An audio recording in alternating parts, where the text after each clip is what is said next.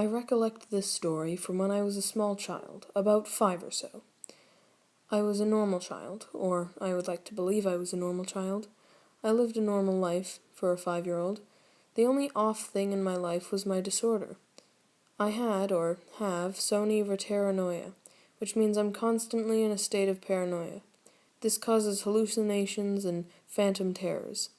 Once I was walking through my old house looking for my parents. As I approached my mother's office, I looked through a closed door with a glass window, allowing me to see a blurred image of what was inside. I saw a silhouette and simply dismissed it as my father because I knew my mother was working in her office. Strangely, it seemed to be staring at me. I continued to walk down the hall, and I started to hear them. Knock, knock, knock. Being a child, it frightened me. I began to run down the hall, going as fast as my little legs could carry me. I ran into my mother's office, in tears now. I was greeted by the calming embrace of her arms around me.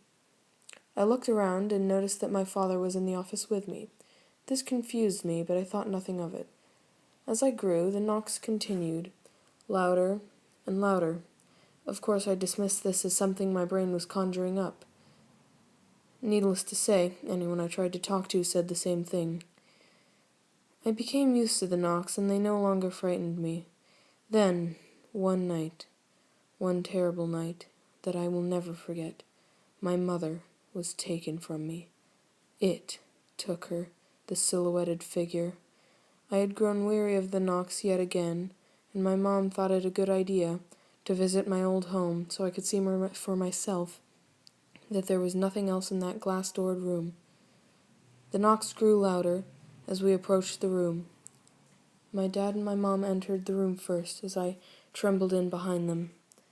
Suddenly, something jumped out of the shadowed corner, knocking my mother to the ground. It began ripping her to shreds. Me and my father ran from the house. The traumatic event drove my father to insanity, and then to suicide. No one believed my story, of course, but that's okay. Now I'm in my new home, with white walls and a door with a barred window. The knocks are as loud as ever now, and I see that thing looking down at me through the bars. Knock, knock, knock.